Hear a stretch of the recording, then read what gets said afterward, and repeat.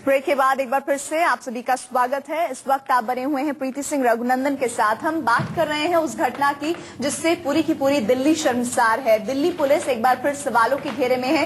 16 दिसंबर के बाद भी पुलिस के रवैये में कोई खास बदलाव नहीं हुआ है। दिल्ली पर दाग लगाने वाले दरिंदों पर कार्रवाई के बजाय पुलिस पीड़ित को ही परेशान कर रही है। दिल्ली के फर्श बाजार इलाके में रेप पीड़ित लड़की के घर वाले जब केस दर्ज कराने पहुंचे तो पुलिस उनसे गाड़ी और पैसे की मांग करने लगी। और इससे पहले गुड़िया केस में भी पुलिस का रवैया वैसा ही रहा। गुड़िया का इलाज इस वक्त एम्स में चल रहा है जहां उसकी स्थिति खतरे से बाहर बताई जा रही है। लेकिन गुड़िया को इंसाफ दिलाने के लिए आज फिर लोग सड़कों पर उतरे हैं। 2 तस्वीरें हम आपको लगातार दिखा रहे थे, उसमें तीसरी तस्वीर और जुड़ गई है। एक और बच्ची के साथ बलात्कार की घटना हुई है, गैंगरेप हुआ है और अब गुड़िया की हालत स्थिर है।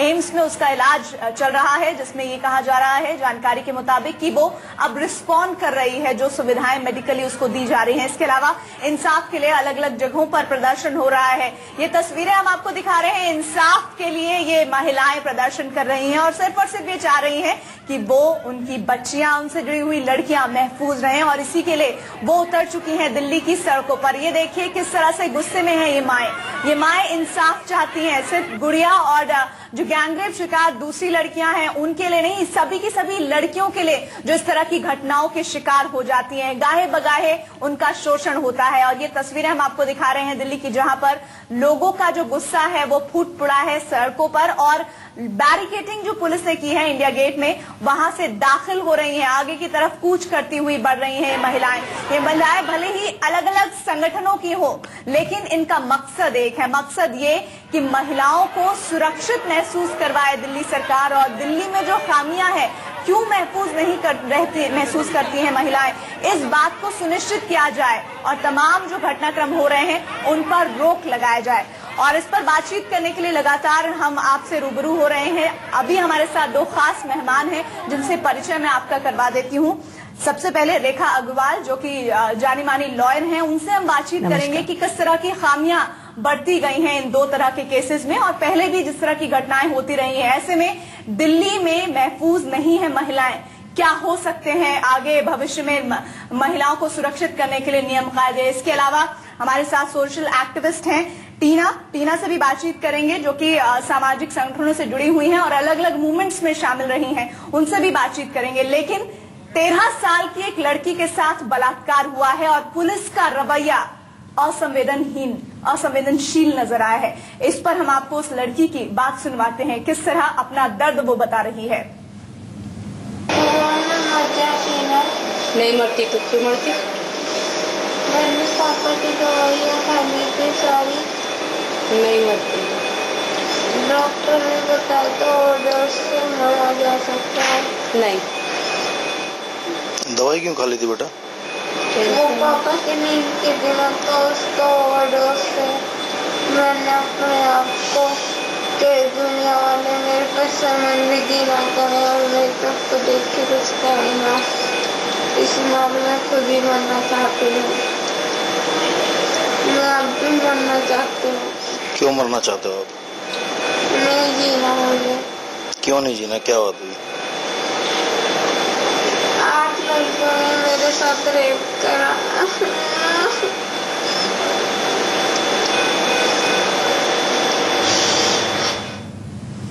तो आप समझ सकते हैं 13 साल की बच्ची जिसने दुनिया ठीक से देखी नहीं है, जो सिर्फ और सिर्फ जिसकी धुरी स्कूल और माता पिता और परिवार के बाकी सदस्य होते हैं, वो इस तरह के लफ्ज बोल रही है कि उसके साथ रेप हुआ है, उसे शर्मिंदगी हो रही है। रेखा जी हमारे साथ मौजूद हैं। रेखा जी, ये भावना आ जाना, इन बातों को समझना और इन बातों को अपने मुंह से निकालना एक बच्ची को, ये क्या है, मैं ये समझना चाहूंगी आपसे।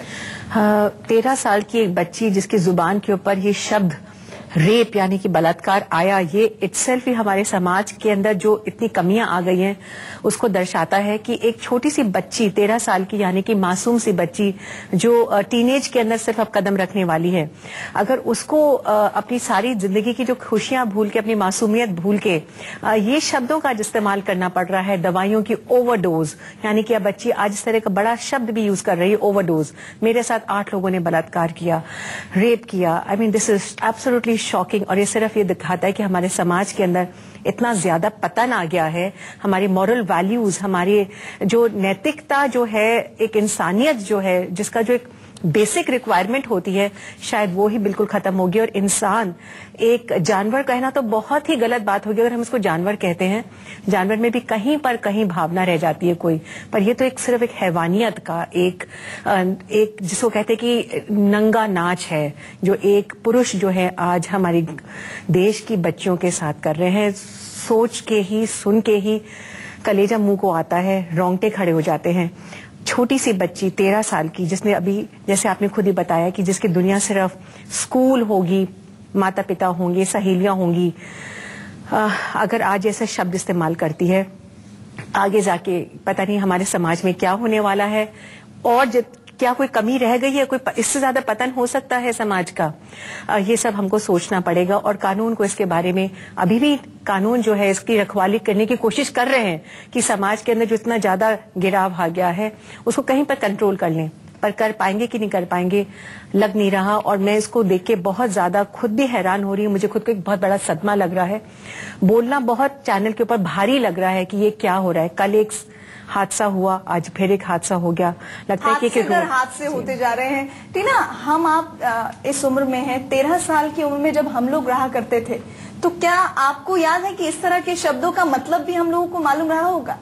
डेफिनेटली नहीं मालूम रहा होगा, बट मैं आपको ये कहना चाहती हूँ कि जितने इस तरह के हादसे होते हैं वो परिवारों से भी शुरू होते हैं। कई बच्चियां जो हमारे कांटेक्ट में आती हैं उनको परिवार के ही कोई बड़े बूढ़े लोग हाथ लगाते हैं और टच करने की कोशिश करते हैं, और बलात्कार के शिकार वो घरों में भी होती हैं, ऐसा नहीं है। और उसका रेट अगर आप देखें तो वो भी ज्यादा है।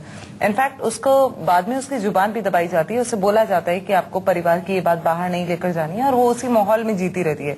तो उसकी स्थिति ज्यादा बदतर होती है ऐसी लड़कियों से। In fact I am really surprise कि देखिए, एक बलात्कार होना एक अलग चीज है। आप उसको, मेरे को लगता है कि उसको सिर्फ एक फिजिकल अगर चीज से अगर जोड़ के रखें, हमारे समाज की जो ओरिएंटेशन है आज वो नहीं है। हमारे सिस्टम की जो ओरिएंटेशन है, हमारी जो एजुकेशन सिस्टम है, हमारी जो सरकारें बैठी हुई हैं, मतलब समहाउ मुझे ऐसा लगता है कि विमेन को सिर्फ एक वस्तु की तरह अगर आप देख रहे हैं। और बलात्कार का मतलब अगर एक औरत ऐसे ले रही है, मतलब एक लड़की अगर ऐसे ले रही है, वो भी 13 साल की, मुझे मर जाना चाहिए, मुझे शर्मिंदगी हो रही है, तो उसको पता है कि वो जब घर वापस जाएगी तो उसको आसपास के लोग उसी नजर से देखेंगे, उसको एक उसको एक दोषी की तरह। मतलब ये जो सिस्टम का जो लैप्स है बहुत बड़ा, उसको हमें खत्म करना चाहिए। और सर्वाइवल, ऐसे लोगों को बोलना चाहिए, सर्वाइवर होने चाहिए ये लोग, इनको सर्वाइवल के लिए हमें एनकरेज करना चाहिए। इनफैक्ट ये पेरेंट्स से शुरू होना चाहिए, आपके आसपास के लोगों से शुरू होना चाहिए। और सबसे बड़ी बात जो वो है कि आप ऐसी बच्चियां अगर बच जाती हैं, देखिए उसने सुसाइड करने की कोशिश की, भगवान न करे कि उसे कुछ हो जाए, अगर वो बच जाती है तो उसको उसमें लेकर आओ कि जहां पर वो अपने आप को गर्व महसूस कर सके, और उसको इस सिस्टम से फाइट करना है। देखा जी, क्या ये हमारे सख्त कानून की कमजोरी है? हम महिलाओं के सुरक्षा के लिए सख्त कानून तो लेकर आते हैं, लेकिन जो सोशल दायरा है वो इस तरह का है कि उस बच्ची में ये भावना आ जाती है कि शर्मिंदगी मुझे होगी या मेरे परिवार को होगी। देखिए, कानून में तो कहीं पर कमी नहीं है, और मैं इसको बहुत दावे के साथ कह सकती हूँ कि जो हमारा इंडियन पिनल कोड है, भारतीय दंड अधिनियम, जिसका सेक्शन 376 धारा 376, जिसके तहत ऐसे क्राइम्स का जो इन्वेस्टिगेशन होती है और पनिशमेंट मिलती है, वो कहीं पर भी कम नहीं है, बहुत ही पुख्ता कानून है। कमी सिर्फ यहीं पर रह जाती है कि एक अनफॉर्चुनेटली जो हमारा सिस्टम है, जो प्रोसीजरल सिस्टम है, जिसके तहत इन क्राइम्स की सुनवाई होती है, वो इतना लंबा और टीडियस है। सालों साल निकल जाते हैं, कचहरी के अंदर सिर्फ तारीख के सिवा कुछ भी नहीं मिलता। जो कंप्लेनेंट है ऐसे केस के अंदर, वो अपने आप को कहीं जाके खुद ही, जो विक्टिम है वो एक तरह से अक्यूज्ड हो जाता है, खुद ही दोषी बन जाता है। गुड़िया के केस में देखा, परिवार वाले गए, परिवार वालों को ये कहा गया कि आप 2000 रुपए लीजिए और मामले को शांत कर दीजिए। एक परिवार की मासूम, जिसकी उम्र महज 5 साल है, कितनी सारे बच्चे को लेकर भविष्य से चीजें जुड़ जाती हैं, उस बच्ची के लिए कह रहे हैं कि आप 2000 लीजिए और काम खत्म कीजिए। लगता है कि इंसान की जान बहुत सस्ती है, किसी की इज्जत है, और अगर गरीब तबके पर कोई भी जुल्म होता है तो आप उसको दे के खत्म पैसे से कर देंगे, वो भी महज 2000 रुपए। बहुत ही शॉकिंग खबर आई कि स्पेशली मतलब एक पुलिस अधिकारी ने में ऐसे मामले के अंदर स्पेशली जो अभी हाल ही के अंदर निर्भया का कांड हुआ है और जिसके बाद कानून के अंदर अमेंडमेंट आया है, ऑर्डिनेंस जारी किया गया है अभी हाल ही के अंदर मार्च के अंदर, जिसके तहत अगर ऐसा कोई भी पुलिसकर्मी जो एक एफआईआर को दर्ज करने से मना कर देता है, पर्टिकुलरली अगर वो कोई सेक्सुअल ऑफेंस से रिलेटेड हो, तो उसके ऊपर 1 साल की उसको सजा मिल सकती है और फाइन भी हो सकता है। हाल ही के अंदर ये नया कानून आया है, उसके बावजूद अगर इस पुलिसकर्मी ने जो गुड़िया के केस के अंदर हम देखते हैं कि उसकी रिपोर्ट ही दर्ज करने से मना कर दिया और उसके माँ बाप को कहा कि अपनी लड़की को ढूंढ लीजिए, यहीं कहीं पर गई होगी। ये तो आप इसकी बात कर रहे हैं कि यहीं कहीं ढूंढ लीजिए। अगर थोड़ी सी लड़की वो बड़ी होती गुड़िया, तो यहां तक कि हमारे सामने खबरें आती हैं कि पुलिस वाले अगर लड़की बड़ी होती, जैसे 13-14 साल की लड़की है जो टीनेज के अंदर है, उसके कैरेक्टर के ऊपर भी उंगली उठाई जाती है कि कहीं वो लड़की किसी लड़की के साथ भाग गई होगी। आपको भी केसेस आए होंगे क्योंकि आप सोशल एक्टिविस्ट है, कहा जाता है भाग गई। इस तरह के अल्फाज वो ये कहते हैं या तो भाग गई होगी, और अगर बच्चियों को मैं आपको ये भी और बता दूं, एक केस हमारे पास आया था, बड़ी शर्म आई मुझे उसको पहले हमने सुना, उसके बाद हमने फोन पे रिकॉर्ड किया। इनफैक्ट ये अभी 7-8 महीने पहले का केस है। मैंने एसएचओ से बात करते हुए उसको रिकॉर्ड किया और उसके बाद हमने समहाउ मतलब कुछ एक्शन उस पर किया नहीं, क्योंकि हमें लगा कि अगर हम कोर्ट भी जाते हैं, कहीं रिपोर्ट भी करते हैं, तो होना है क्या, आपका एक टाइम वेस्ट होना है। मेरे को एसएचओ ने ये कहा कि ये लोग वो हैं जो 4-4 लड़कियां पैदा करते हैं और उठा के बेच देते हैं। आप किनके साथ घूम रही हैं? मतलब आप जब ऐसी भाषा इस्तेमाल करते हैं, और इस लड़की को भी कहा गया, इसके फादर को कहा गया इनफैक्ट कि आपकी बदनामी होगी, आप ये खर्चा पानी रख लीजिए 2-4 दिन का। और इतना ही नहीं रेखा जी, ये जो फर्श बाजार का हम आपको स्टोरी सुना रहे हैं जिसमें 13 साल की लड़की ने खुदकुशी करने की कोशिश की है, उसमें बाकायदा उसके परिवार से रुपए गाड़ी मांगी गई है पुलिस द्वारा।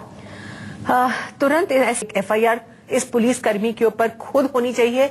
On prevention of corruption act के तहत भी ऐसे व्यक्तियों के ऊपर एक केस दर्ज होना चाहिए कि किस मतलब संवेदनशीलता की हम एक्सपेक्टेशन करते हैं, एक बेसिक, बहुत ज्यादा नहीं, बहुत ज्यादा उदार मन दिलेरी हम एक्सपेक्ट नहीं करते अपनी पुलिस फोर्स से, पर एक ऐसे मामले के अंदर भी लगता है कि जो क्रिमिनल्स हैं उनके तो हौसले बुलंद हैं सो है ही, पर हमारी जो देश की जो सेना है, पुलिस सेना है, जिनका एक बेसिक फंडामेंटल ड्यूटी है कि अपने जो सिटीजन्स हैं उनकी प्रोटेक्शन करें।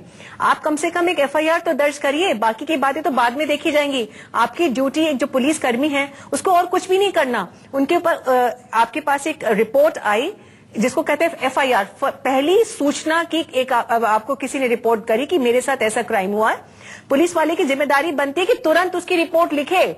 That is what is provided under the criminal procedure code.